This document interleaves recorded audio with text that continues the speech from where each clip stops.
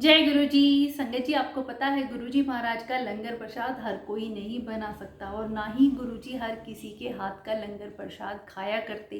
कितनी ऐसी पुरानी संगत के बहुत प्यारे प्यारे सत्संग हैं जिनसे हमें पता चलता है कि गुरु जी ने खुद अपने वचनों में कहा कि मैं हर किसी के हाथ का खाना नहीं खा सकता। कोई खाना बनाते वक्त कैसी उसकी नेगेटिव वाइब्रेशन है जो खाने विच आ जाती है, तो मैं इसलिए हर किसी के घर में भी खाना नहीं खा सकता हूँ। मुझे ही पता है कि मैं किसके हाथ का खा सकता हूँ और किसकी नहीं।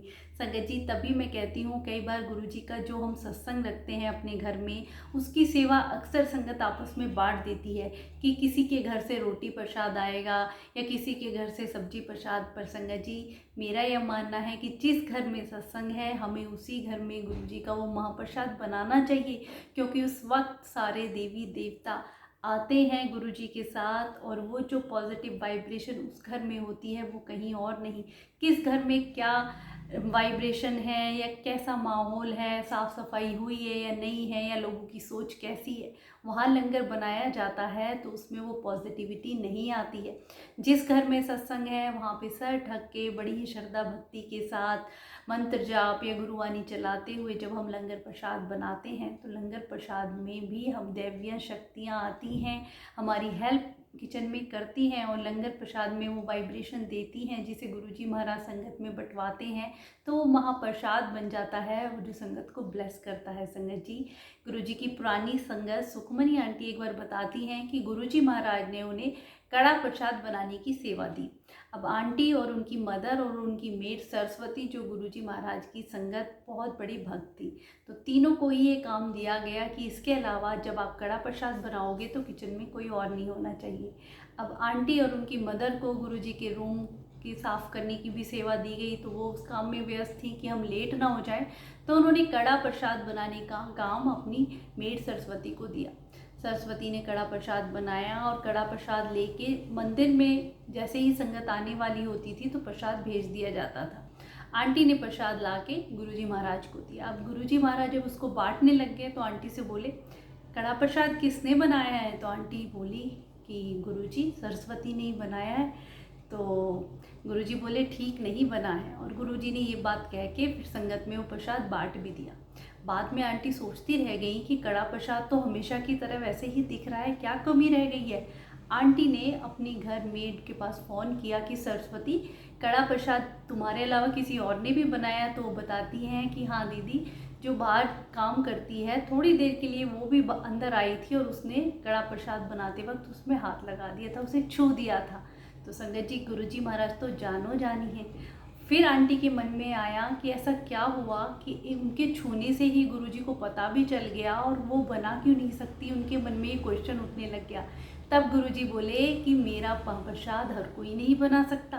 किसके मन में कैसी क्या नेगेटिव वाइब्रेशन है जो खाने में चली जाती है। हर किसी के हाथ का मैं खाता भी नहीं और हर किसी के घर में भी नहीं खाता हूँ संगत जी।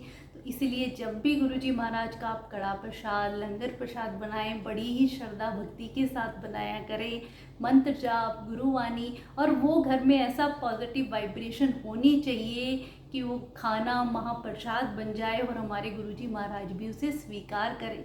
क्योंकि हर किसी के घर में ये नहीं पता किस किस तरीके से वो पैसा आ रहा है, फिर से वो सामान लाया जा रहा है, उससे कड़ा प्रसाद या बाकी लंगर बनाया जा रहा है। गुरुजी तो जानो जानी है, उन्हें सब पता है। संगत जी, ऐसे ही एक बार जलंधर मंदिर में गुरुजी की पुरानी संगत रघुवीरंगर को कौन नहीं जानता, गुरुजी के सेवादार रहे हैं, तो उन्हीं के घर से लंगर प्रसाद बन के हमेशा आया करता था। तो एक बार एक बहुत बड़े ऑफिसर थे, रिटायर ऊंची पोस्ट पे थे, तो वो रघुवीर अंकल से बोले कि कल तुम अपने घर से लंगर प्रसाद मत लाना, मैं एक फेमस शॉप के बहुत ही छोले भटूरे हैं वो लेके आऊँगा, बहुत टेस्टी होते हैं, लोगों की लाइनें लगी रहती हैं। तो रघुवीर अंकल बोले, जी हमें इस बारे में नहीं पता, आप गुरुजी से आज्ञा लेना।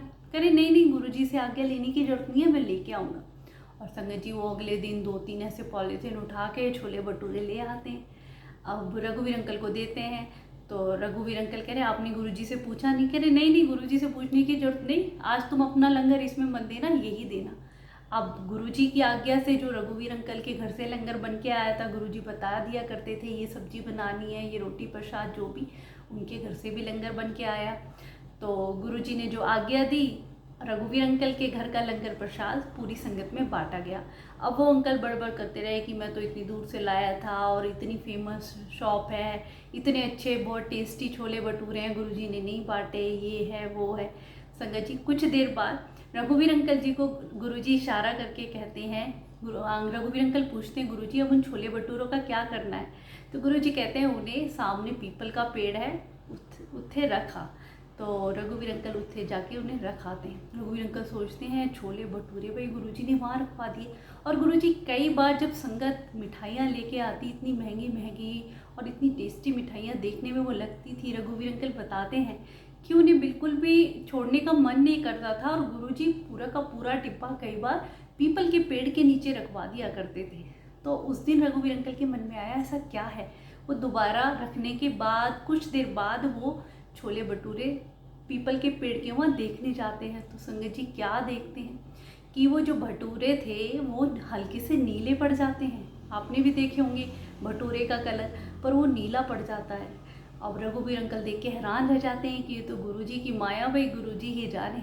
तो संगत जी गुरुजी को तो सब पता होता है, सब जानते हैं, सब देख रहे होते हैं किस भाव से, कौन से वाइब्रेशन से ये खाना लंगर प्रसाद बनाया गया है, उनकी संगत के लिए ठीक भी है या नहीं है।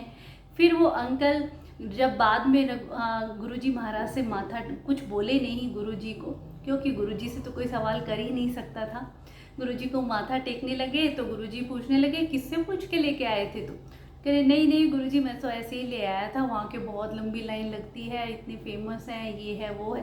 तो गुरुजी बोले आगे से मैं जब बताऊँ तब लेके आना, ऐसे मेरे से बिना पूछे मत लाना। उस दिन तो गुरुजी ने वो पीपल के पेड़ के नीचे रखवा दिए। कुछ दिन बाद गुरुजी खुद ही अंकल को बोलते हैं कि आज तो अपने छोले भटूरे वहाँ से ले आना। उस दिन लाते हैं, सारी संगत में बांटे भी जाते हैं। तो संगत जी गुरुजी की माया वही जाने कि कब किस भाव से उनका लंगर प्रसाद बनाया जाता है, तब वो स्वीकार करते हैं। पर संगत जी हमारी यही कोशिश रहनी चाहिए कि जब भी हम गुरुजी का महाप्रसाद, लंगर प्रसाद, चाय प्रसाद या कड़ा प्रसाद बनाते हैं तो उसे बड़ी ही श्रद्धा भक्ति के साथ, पॉजिटिव वाइब्रेशन के साथ, गुरुवाणी चला के, मंत्र जाप चला के, सर ढक के पूरे भाव से बनाएंगे तो गुरुजी हमारा बनाया हुआ प्रसाद स्वीकार करते हैं। पर हमारे घर में प्यार का और ऐसा माहौल होना चाहिए। गुरुजी तो आते भी उन्हीं घरों में हैं जहाँ प्रेम, प्यार और ऐसी भावना होती है। ये नहीं लड़ाई झगड़े हो रहे हैं, गृह क्लेश हो रहे हैं तो वहाँ गुरुजी भी नहीं आते हैं, ना ही वहाँ का भोजन गुरुजी स्वीकार करते हैं। तो संगत जी कोशिश ये क्या करो कि पूरा परिवार प्रेम प्यार से, सेवा भाव के साथ गुरुजी का सत्संग हो, उसमें सेवा दे और उस भाव से बनाएं कि गुरुजी आएँ और हमारा लंगर चखें। और संगत में भी जब वो प्रसाद बांटा जाता है तो उनकी कितनी कष्ट परेशानियां गुरुजी वहीं हर लेते हैं। तो संगत जी गुरुजी सब जानते हैं, उनकी माया वही जाने। अनंतम अनंतम शुक्राना गुरुजी।